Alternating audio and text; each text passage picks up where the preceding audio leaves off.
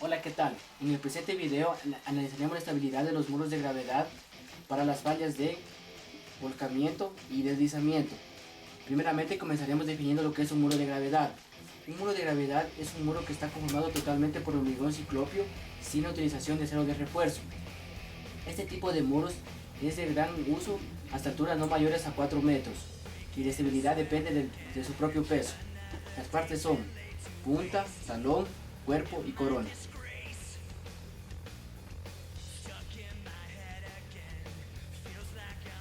A continuación con el predimensionamiento. En el caso de no tener las dimensiones del muro de gravedad, todas las dimensiones están en función de la altura h del talud a soportar. Para el espesor de la cimentación nos dice que tiene que estar entre 0.12 a 0.17 veces la altura h, al igual que para la longitud del talón. Para el ancho de la base, este tiene que estar entre 0.5 a 0.7 veces la altura. Para la profundidad de cimentación, esta tiene que ser como mínimo 0.6 metros o su equivalente a 2 pies. Mientras que para la corona, igualmente su equivalente tiene que ser de 0.3 metros. Para la inclinación del muro, cada uno vertical, el mínimo tiene que ser de 0.002.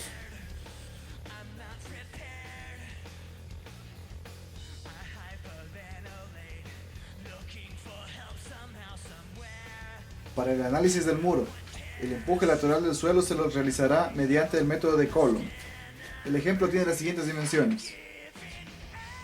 Longitud de la corona 0,6 metros, profundidad de la cimentación 1.5 metros, longitud de la punta 0,8 metros, longitud del talón 0,3 metros, espesor de la cimentación 0,8 metros, altura 5.7 metros y una base de 3,5 metros.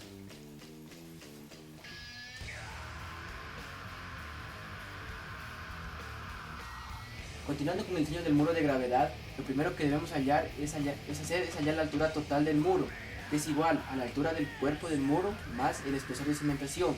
En este caso sería 5.7 metros más 0.8 metros, nos da una altura total de 6.5 metros. Seguidamente calculamos el empuje lateral ejercido por la tierra mediante el método de Coulomb, que nos indica un coeficiente de presión activa que podemos ver en la fórmula. Reemplazando los valores nos da un valor de 0.4023. Seguidamente con este valor calculamos la fuerza activa de Coulomb, que es igual a un medio del peso específico de la altura al cuadrado por el coeficiente de presión activa. El peso específico va a ser en el suelo 1 igual a 18.5 kN sobre metro cúbico. La altura 1 va a ser igual a la altura total de 6.5 metros y el caso va el coeficiente ya anteriormente. Multiplicando estos datos nos da el valor de 157.22 kN sobre metro. Como podemos ver en el gráfico, vemos que para el método de Coulomb, la fuerza activa de Coulomb actúa en forma inclinada con un ángulo de igual a la sumatoria de alfa más delta, donde alfa es igual a 15 grados, que es el complemento de beta. 90 menos 75 grados nos da 15 grados y delta es igual a 2/3 del ángulo de fricción interna. Entonces tenemos que sacar las componentes tanto horizontal como vertical.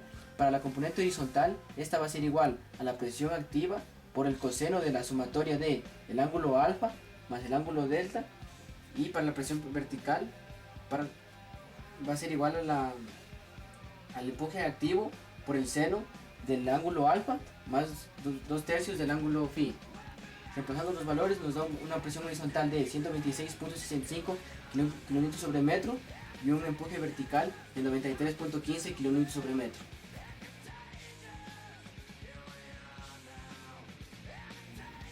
Una vez calculado el empuje activo mediante el método de Coulomb, lo que vamos a hacer es calcular el factor de seguridad por volteo. Este es igual al momento estabilizador dividido por el momento desestabilizador. Para calcular primeramente el momento estabilizador, vamos a regir en la siguiente tabla, que está formada por figura, área, peso, brazo y momento. Para la figura, lo que vamos a hacer a nuestro muro es dividirlo en figuras, 1, 2, 3, 4. Es aconsejable que se divide en figuras triangulares o rectangulares. Cabe recalcar que en el método de Coulomb no toma en cuenta la tierra que se rellena alrededor del muro, sino únicamente la sección del muro. Entonces, para calcular el área, lo que vamos a hacer para la figura 1, lo único que se va a hacer es multiplicar. Tenemos que es un triángulo, entonces va a ser base por la altura dividido para 2. Para calcular el peso, lo que vamos a hacer es igual al peso del concreto, que es igual a 23,58 kilonewton sobre metro cúbico. El peso específico de concreto lo vamos a multiplicar por el área y obtendremos el peso de cada sección. Para calcular el brazo vamos a hacer punto pivot en la punta del talón y al centro de gravedad de cada figura. Para el caso de la figura 1, como tenemos que es un triángulo, va a ser igual a 1/3 del lado recto más el ancho de la corona y más este ancho y más el ancho de la punta. Y para calcular el momento lo único que vamos a hacer es multiplicar el peso por el brazo. Desarrollamos el mismo proceso para las 4 figuras, la 1, la 2, la 3 y la 4. Pero cabe recalcar que, como mencionamos anteriormente, el empuje activo mediante column actúa en forma inclinada. Aquí la presión que se ejerce vertical también debe sumarse en el peso. Entonces la presión, el empuje vertical calculado anteriormente de 93,15 debemos sumarlo al peso calculado del muro, multiplicado por su respectivo brazo de palanca con respecto al punto pivot, nos da un momento. Realizamos la sumatoria de momentos y este valor de 661,59 va a ser igual a nuestro momento estabilizador. Seguidamente calculamos el momento desestabilizador, que es igual al empuje activo horizontal multiplicado por la altura total del muro dividido para 3. Como en cálculos anteriores nos dio que el empuje activo horizontal igual a 157,22 kN sobre metro y la altura total 6,5 metros. Realizamos la operación y nos da un valor de 174,45 kN por metro. Entonces, para calcular el factor de seguridad por volcamiento, únicamente reemplazamos los valores tanto del momento estabilizador calculado anteriormente como del momento desestabilizador. Realizamos la división y nos da el valor de 2,67, que como es mayor a 2, cumple tal como lo exige.